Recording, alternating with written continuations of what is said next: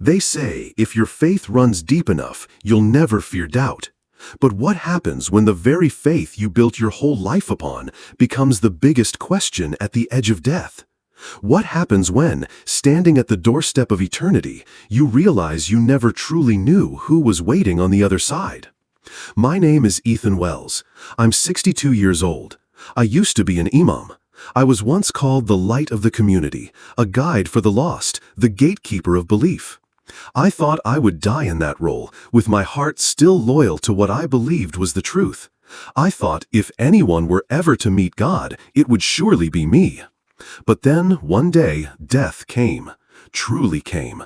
Not in some sacred light, not in the middle of prayer I knew by heart, but in a complete and shattering collapse.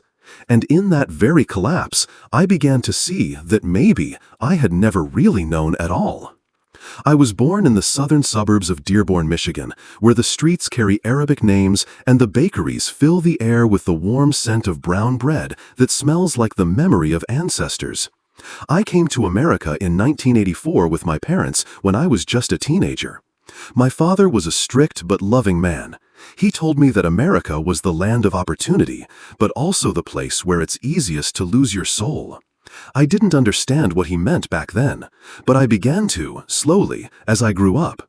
Caught between two worlds, on one side, freedom and modern life, on the other, tradition, rituals, and centuries-old faith. In our small, crowded apartment, we still rolled out the prayer rugs at dawn, and my mother would recite verses from the Quran as if she were speaking directly with the angels. I was a good student, quiet, observant, always listening more than I spoke. People used to say I had a face that made others feel at ease. At 19, I became the youth leader at our local Islamic center, guiding Quran classes at the community hall. Step by step, I became the one people turned to when they didn't know what to believe anymore. I wasn't a great speaker, but my faith was strong. I didn't rally crowds, but I tried to live right. I believed that if I kept my heart pure, God would walk with me. I believed that if I taught His words correctly, there would be no room for doubt. I believed in the Quran. I believed in the voice of my ancestors. I believed in the teachings passed down to me in what we called the eternal moral law of the Almighty. My faith ran deep enough to make me think nothing could ever shake it. I got married at the age of 28 to Rebecca, a girl born and raised in Tennessee who converted to Islam before marrying me. She did it for love, for faith, for something she once said was deeper than words could explain. My mother objected. My father stayed silent. But time, as it does, eventually settled everything. Rebecca learned quickly. She prayed as if she had been born to do it. We had 2 children, Alex and Sarah, both raised in a peaceful, faithful home. Fridays were for the mosque. I preached every week. I helped run Quran classes for teens. I visited the sick in hospitals. I served on the burial team for the dead. I was there for every wedding, every coming-of-age ceremony, every sacred moment in the life of our community. I lived that way for 30 years, like every breath was a prayer. I wasn't perfect, but I believed I was right. I never thought of death as something to fear, because I believed I was ready. I used to think that if there were a light waiting for me on the other side, it would call my name in a gentle voice. I used to imagine that I would meet Allah in a state of peace, like the calm that settles in when I lower my head for the final prostration of Friday night prayer. But I was wrong. And what frightened me most wasn't death itself, but the truth, that I had no idea who was waiting for me on the other side. I only knew His name. I only knew the rituals. I only knew the prayers. I only knew how to live as if I truly knew. But I had never really asked myself if I did know. I had never asked that question until it was asked of me, not by a person, but by a voice unlike any I had ever heard. A voice that came from beyond the darkness, from the middle of a flat line, from outside the borders of every belief I had ever held. And if you think that's already a lot to take in, wait until you hear what happened next when my soul left my body, when I saw what no one had ever taught me I would see, when I came face to face with something I once believed could never be wrong. If you've ever wondered whether it's possible for someone who once believed with all their heart to still lose their way, then the next part is your answer. Have you ever spent your whole life inside a fortress of faith without knowing what its foundation was built on? Stay with me, Because the next part is where the first cracks begin to show, and the truth begins to seep into a place I once thought could never be touched. And if you think that's already a lot to take in, wait until you hear what happened next when my soul left my body, when I saw what no one had ever taught me I would see, when I came face to face with something I once believed could never be wrong. If you've ever wondered whether it's possible for someone who once believed with all their heart to still lose their way, then the next part is your answer. Have you ever spent your whole life inside a fortress of faith without knowing what its foundation was built on? Stay with me, because the next part is where the first cracks begin to show, and the truth begins to seep into a place I once thought could never be touched. I never believed in souls leaving the body. I never imagined an imam could tell a story like this and still keep his sanity, his dignity, or the respect of his community. But if I don't tell it, I'll lose my mind, because every night I still hear that voice. I still see that light. I still remember that feeling of both falling into a void and being lifted by something that doesn't belong to this world. It began on a Tuesday evening after an especially brutal round of chemotherapy. I remember coming home feeling like my soul had been drained from my body. Every step was a battle, every breath a silent prayer. I managed a few spoonfuls of the soup Rebecca made, then went to bed. I didn't fall asleep right away. I stared at the ceiling and thought about the days when I was strong, when I used to teach, when I used to visit the sick. Now I was the one who needed visiting, but I didn't want anyone to come. I didn't want pity. I wanted to die quietly, sitting upright like a man. But death didn't come the way I had imagined. I felt a tightness in my chest, like a heavy stone had been dropped on me. Then a loud ringing filled my head, like a silent storm crashing through my skull. Rebecca panicked and called 911. I barely had time to catch a glimpse of her eyes filled with tears before everything went black. I couldn't hear anything anymore, but then I heard something else.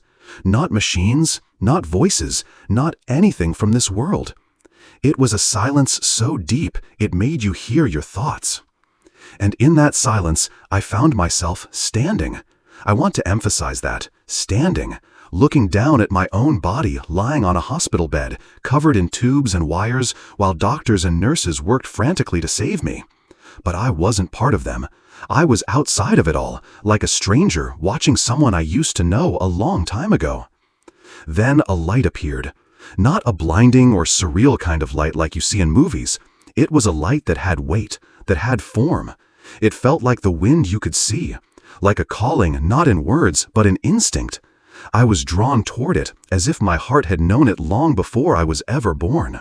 I moved forward, or more accurately, I was being carried. I can't quite remember if my feet touched the ground, or if there was any ground at all. Everything was hazy, yet clearer than any reality I had ever known. I passed through what I think was a garden. There were trees, flowers, and an air so fresh it felt like the world had just been washed clean by rain. Everything was alive in a way that was different. I heard my daughter's laughter when she was a little girl. I felt my father's hand resting on my shoulder as I recited my first verse from the Quran. I saw my mother's face, younger than I'd ever remembered it, younger than even my memories allowed. It was as if memory and light had fused into one. But then everything changed suddenly, without warning. The garden began to wither. Leaves turned to ash and fell like dust. Flowers crumbled into black powder in my hands. The air thickened until it was hard to breathe. I heard crying. I heard screaming. I heard someone calling my name in my native tongue with a trembling voice like that of a mother watching her child being burned alive. I screamed, "Mother!" but no sound came out. And I couldn't see her. I could only hear her, like an echo rising from the belly of the earth. And then I was pulled into darkness. A darkness with no direction, no shape, no end. And in that darkness, a voice spoke. A voice that didn't belong to any creature on this earth. "Yusuf, now is the time for you to know the truth." I didn't answer because I couldn't. I didn't think I had a mouth anymore, or a tongue, or even a body. I was only aware. And fear. From a distance, I saw a massive throne, though it wasn't made of gold or stone or anything I had ever seen before. It was a presence so immense that the very space around it seemed to bend beneath its authority. And on that throne sat a figure I thought might be the Prophet Muhammad, but he was bound in chains, his eyes filled with a sorrow so deep it felt as though the universe itself wanted to weep. I couldn't believe what I was seeing, but I couldn't look away. I wanted to ask if this was a dream or a deception or some cruel trick, but I no longer had a single thought clear enough to name anything.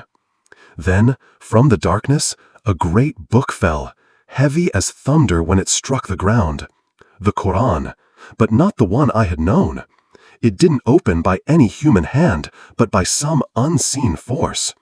Each page turned as if guided by a hand of judgment. And the voice spoke again. "Do you know who Allah is?" I said yes, I believed I did. But the voice didn't need my answer. It already knew. It asked again, "If Allah is the Creator, have you ever asked where He came from? Have you ever asked what your faith is truly built upon? What was before Islam? What came before the Quran? Have you ever dared to look back?" Suddenly, I saw strange images, foreign yet somehow familiar. The Kaaba, before Islam, was surrounded by idols, with people kneeling before stone and wood. And the voice said again, "This was the dwelling place of gods before they were called by other names." Then I saw a giant statue named Baal, and beneath it strange writing that resembled ancient Arabic. It spelled out the word El. I didn't know why I was trembling. I didn't want to keep looking, but I couldn't close my eyes. I saw the letters Ba, La, and I understood what the voice was hinting at, that the name I had always called upon might have origins far older than I had ever imagined. Perhaps the foundation of my faith was not where I thought it had begun, that perhaps I didn't know anything at all. And then everything vanished. I wasn't gently brought back, I was thrown back into my body like a child flung out of a dream, landing hard on a mattress soaked in sweat, surrounded by beeping machines and doctors' hands pressing down on my chest. I came back to life, but I wasn't truly alive. I heard them say, "He's back, Mr. Wells, you're back." But all I felt was shattered, like I had been broken into pieces, and every piece of me was asking a question I no longer dared to answer. I couldn't say I believed like I used to. I couldn't repeat the words I had once taught. All that remained was a single haunting question that followed me from the light into the darkness, from life into death. If what I believed wasn't the whole truth, then what is? If a man who once taught others about heaven is the one who saw it decaying, if a man who once preached about truth is the first to hear it questioned from the other side, then what does that mean? The next part doesn't just recount the crisis that followed my near-death experience. It is where I began to face the one thing I had never dared to face myself. I woke up, but no one knew that the man who opened his eyes that day was no longer the same. I was no longer Imam Ethan, the one they once called the light of the community, the man who stood before hundreds preaching things I once believed were unshakable truths, the man who used to say that if your faith is strong, nothing can shake you. I wasn't him anymore. I still had his face, his voice, his eyes, but inside I was a land that had been torn open, a desert after a storm, where every landmark had been blown away, and all that remained of faith were dry, broken branches scattered across the sand. I didn't tell anyone what I had seen, not because I was afraid of being mocked, but because I didn't know what to call it myself. Was it a dream, a hallucination, a deception, a vision? Or was it a direct blow to the deepest part of my soul, the part I once thought was the most sacred? Rebecca sat beside me day and night. She didn't ask much. She just looked at me with eyes I had never seen in her before, part fear, part compassion, part something that felt like watching someone she loved slowly become a stranger. I didn't blame her. I didn't even recognize myself. I sat for hours in that hospital room, staring out the window, watching the leaves fall one by one, as if God himself was peeling away layers of my faith, piece by piece, slowly and painfully. I tried to read the Quran as a way back, as a desperate attempt to rebuild the bridge I had lost. But every verse felt foreign, like I was reading a language I once knew but could no longer understand. I closed my eyes and recited Surah Yasin, something I used to know by heart, like breathing. But halfway through verse 11, I broke down in tears. Not because I was moved, but because I could no longer hear God in my voice. All I could hear was silence, heavy like stone. After being discharged from the hospital, I returned home in a weaker body, with a mind that felt heavier and a soul that seemed to be floating. I didn't go back to the mosque. I used my health as an excuse. I let the community believe I was resting, recovering, taking time to heal. It was easier that way, to protect the image, to avoid the confrontation. But the truth is, I was hiding. Hiding from the trusting eyes of my students. Hiding from the embraces of old men who once listened to my sermons. Hiding from my reflection in the mirror. Every morning I woke up with the same question. If what I saw was real, then what was everything I had believed? If I was wrong, how many others had I led down the wrong path? How many words had I spoken as if they were truth, never realizing I was just repeating something passed down through centuries, with no one stopping to ask where it truly began? I started reading. I read like a dying man desperate for water, like someone cast out into the desert, clinging to a scrap of paper that might point the way. I read about the pre-Islamic history of Arabia, about the ancient gods of the peninsula, about the origins of the word El and the religious rituals that existed before Muhammad was born. I read about Baal, the pantheons of Babylon, and the formation of the Abrahamic religions. I even read the Bible in English, something I had always avoided, convinced it had been altered. I read the works of scholars I used to label as heretics, godless men. I no longer cared about what was right or wrong in that moment. I only wanted to know. I didn't need comfort. I needed the truth, even if that truth shattered me completely. Rebecca watched me change a little more with each passing day. She no longer asked why I didn't pray anymore. She would simply leave a cup of hot tea on the table beside me and remain silent. But in that silence, I could hear her pain more clearly than any voice I had heard in my near-death experience. I saw her cry when she thought I was asleep. I saw her quietly take my father's old Quran down from the shelf and place it beside my pillow, as if it were a reminder, or maybe an invisible embrace. But I couldn't open it the way I used to, not because I hated it, but because I was afraid. Afraid of what I might see. Afraid I would find something hidden between the lines I once cherished. Afraid I would see a reflection of myself, distorted, unrecognizable, and unable to return to who I once was. I remember one night I went out to the backyard, the same place I used to pray at dawn, when the ground was still cold and damp with dew. I looked up at the sky, not to find God, but to ask one simple question. If you are truly the one I used to call upon, please let me know, even if I have to lose everything to understand it. I wasn't asking for a miracle. I wasn't asking for a vision. I just needed to know.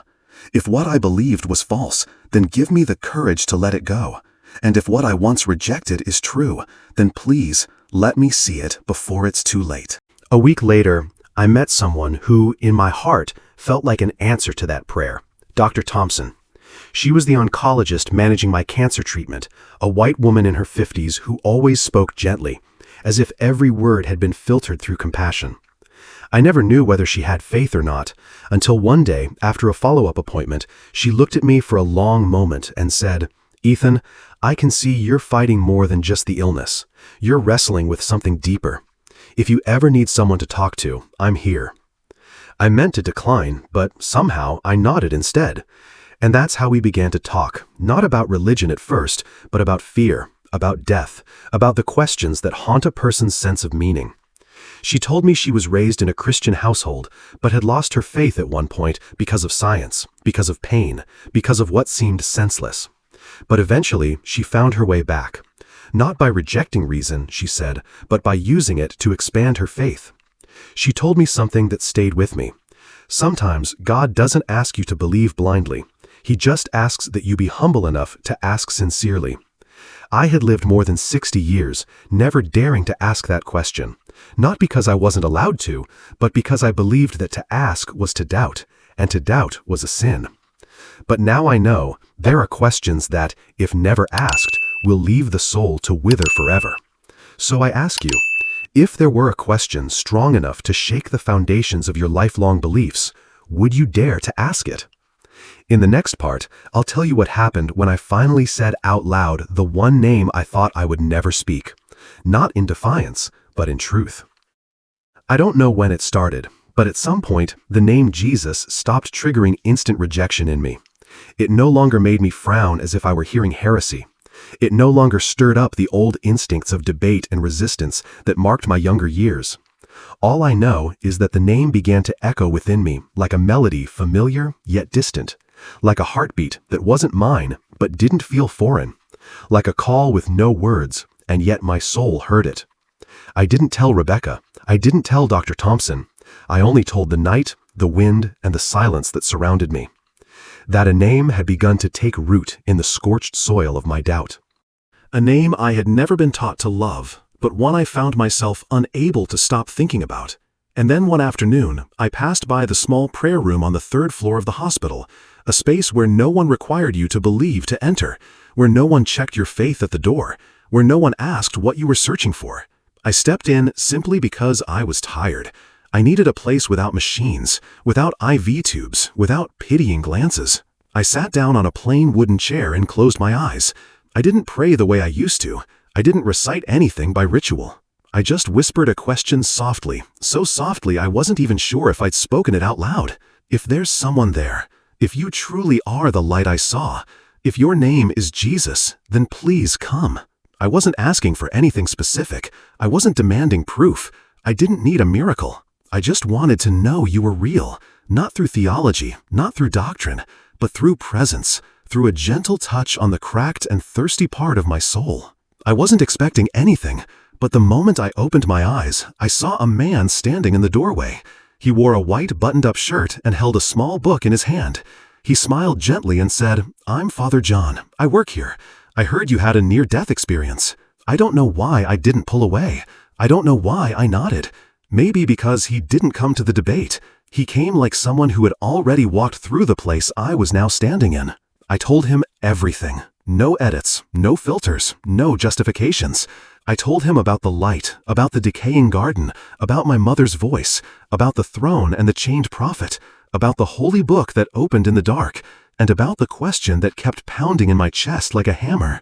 Do I truly know who he is? Do I truly believe in anything at all? He didn't interrupt. He didn't preach. He didn't look at me like I was lost. He simply asked, gently, "Ethan, in that experience, did you see Jesus?"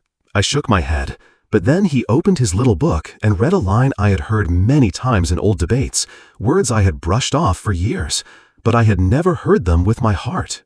Jesus said, "I am the way, the truth, and the life.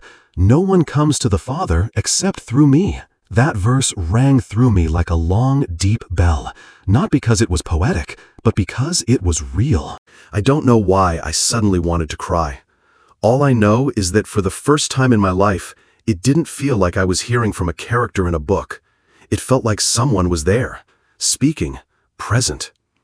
In the days that followed, I began reading the Bible not to refute it like I used to, but just to listen. I didn't tell anyone. I read it in the bathroom. I read it while Rebecca slept. I read like a man in love who hasn't yet admitted it to himself. I found words about forgiveness, about unconditional love, about a kind of freedom that doesn't come from strict obedience, but from returning home. I read about Jesus not as a prophet, but as someone who seemed to understand me better than I understood myself. I read the passage where he knelt among those ready to condemn the woman caught in adultery and said, "Let any one of you who is without sin cast the first stone." And I wept, because I knew I had thrown many stones. I had delivered many sermons. I had used faith like a weapon, not realizing I was breaking fragile souls in the process. I saw myself in the Pharisees. I saw myself in the shouting crowds. I saw myself in those who were so convinced of their righteousness, they had no room left for mercy. Rebecca started asking me what was going on. All I could say was, "I'm searching." I didn't want to lie to her, but I couldn't tell her the whole truth yet. Not because I was afraid she'd reject it, but because I wasn't ready to turn this story into belief. I was still afraid, still full of doubt, still hoping maybe this was just a phase, a crisis that would pass. But each time I opened the Bible, each time I prayed, not with rituals, not with formulas, but with my own trembling words, I felt something. A closeness I couldn't name. A gentleness I had never found in any religious act I had ever performed. I remember one night I went out to the backyard, the same place where I used to pray facing Mecca, where I once taught my son to bow deeply so that God could hear him. But that night I didn't face the old direction. I simply looked up at the sky and said, "If Jesus is truly real, if he truly is the way, then please let me take just one step, just one first step. I won't ask for anything more." And I felt something. It wasn't loud, it wasn't dramatic. It was a warm light that passed through my chest, soft, steady, as if someone knew me to my core and still loved me to my core. I didn't see Jesus appear. I didn't hear angels singing. I just knew. I wasn't afraid anymore. And that was the greatest miracle I had ever received. I had spent my whole life telling others which path to walk, but it was only when I dared to ask myself, honestly, that I realized I had never actually set foot on it. In the next part, I'll tell you what happened when I chose to take that first real step, even knowing it might cost me everything I had ever called safe. I knew there would come a day when everything would break open and I wouldn't be able to hide it anymore. Not because I wanted to confess it, but because my eyes no longer looked like the man they used to know. Because my voice no longer carried the fire they remembered from the pulpit. Because I had stopped showing up for sermons. Because I stopped answering calls. I always found excuses not to attend community meetings. And then, one day, someone came to my house. An elder from the community. A man who had once placed his hand on my shoulder and said he was proud of me. The same man who had once brought his son to my Quran class and told him, "Listen to Teacher Ethan. He is closer to God than anyone I know." That day, he came and spoke softly, almost like a whisper. "Ethan, they're talking. They say you no longer believe. They say you're reading the Bible. They say you've abandoned the community." I didn't argue. I just looked at him and said, "I haven't abandoned anyone. I'm just searching for the truth." But he shook his head and said, "Sometimes even searching can be a betrayal if it causes others to lose their way." I didn't argue back. I didn't have the strength to, because I knew he wasn't wrong, but I wasn't wrong either. And between those two truths stretched a deep, quiet valley, and that's where I was standing. Rebecca was the first to truly know that I was no longer where I once had been. I told her one evening as we sat on the old wooden bench out on the porch, with the sound of crickets in the background, the leaves rustling gently above us, and nothing left to hide. I told her I had seen the light. I had heard the call. I had felt love, and the name of that love was Jesus. I didn't speak with a preacher's voice, not with certainty, just with the trembling honesty of a man who knew he was about to lose everything. She didn't scream. She didn't cry. She didn't walk away. She just sat in silence for a long time, then turned to me and said, "If that's true, then I hope it brings you back to life, because I've been watching you die since the day you came home from the hospital." And then I went to see Father John. I told him I believed. I told him I wanted to take a step. He asked me if I was ready to let go of everything. I said I didn't know, but I couldn't go back. He told me about baptism, not as a ritual, but as a declaration, that I had died to who I used to be and was being born again into someone new. I didn't understand it all, but I knew I needed it, like a dying man needs water, like someone lost needs a sign. I was baptized in a small room beside the chapel. There was no music, no crowd, just a basin of water, his hand on my shoulder, and a whisper, "You are a child of the light." And I wept. I didn't even know what I was crying for. Relief, pain, fear. Or maybe, for the first time in my life, I felt like I belonged to something that didn't need me to prove anything, didn't need me to be right, didn't need me to be perfect. After that, everything happened faster than I expected. My phone no longer rang with invitations to speak. Instead, it lit up with angry messages, accusations, scripture quotes telling me I had been deceived by Shaitan. I was asked to step down from the community leadership board. I was shunned, treated like a thorn that had sprouted in a field of pure faith. And I understood. I didn't blame them, because I had once been that person too. I had told young people not to read the Bible. I had said that if someone stepped out of line, they no longer belonged. I used to think that was defending the truth. But now I see it was fear. Fear of being questioned. Fear that if one person dared step beyond the boundary of belief, they might take others with them. So no, I'm not angry at them, because I remember standing in their place. And I'm not angry at myself either. I only feel compassion for the man I used to be. Someone who believed with all his heart, but never dared to ask. Someone who lived righteously, but not necessarily deeply. Someone who loved God, but never truly knew the name of that love. I haven't lost my faith. I've just moved it from a wall to a path, from a law to a relationship, from fear to freedom. I no longer fear God's wrath. I no longer feel the need to strive endlessly for acceptance. I only know this. If He is truly the Father, as Jesus called Him, then He doesn't need me to be right. He just wants me to come home. Rebecca stayed. Not because she instantly believed, but because she saw that I had truly come back to life. I no longer snapped in anger. I no longer carried guilt like armor. I no longer imposed my beliefs on others. I just lived as if each day were a silent sermon. And one evening she said to me, "Maybe I want to know more about Jesus, not to convert, but to understand the one who changed you." I told her, "I don't want you to follow unless you've seen the light, because light cannot be forced, it can only be received." I started doing small things, sharing with those who used to ask me to pray for their children. They no longer came to the mosque, but some of them started showing up in my backyard. I told them, "I'm no longer an imam. I no longer speak on anyone's behalf. I'm just a man who once died and was brought back. And if you're asking, then I'm willing to tell you. But I won't push. I won't debate. I'll simply share, like a witness. And if they want to know more, I hand them the small book Father John gave me.